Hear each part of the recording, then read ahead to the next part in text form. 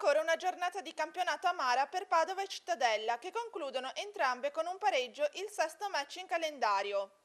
C'è poco di cui stare allegri a Padova, che con il primo punto conquistato rimane fanalino di coda in classifica.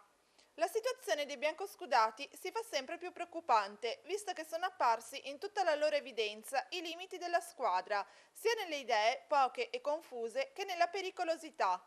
I padroni di casa non sono mai stati veramente incisivi, sono riusciti a creare qualche azione pericolosa, ma non vere e proprie palle gol.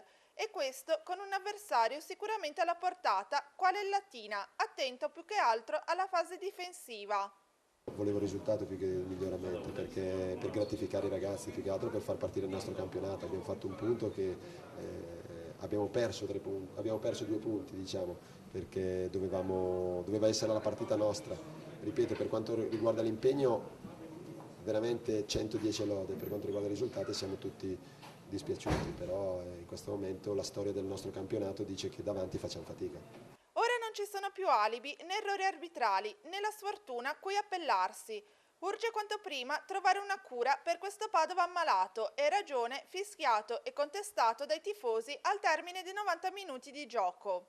Testa bassa a lavorare per venire fuori da questa situazione, ma ripeto, i ragazzi veramente hanno dato cuore, anima e gambe. E manca qualcosa dentro l'area di rigore, quindi non è una cosa strana se non ci nascondiamo dietro questa cosa qua, perché comunque è la storia delle nostre prime partite, quindi alla fine dovremo lavorare ancora di più, cercare di creare qualcosa di diverso.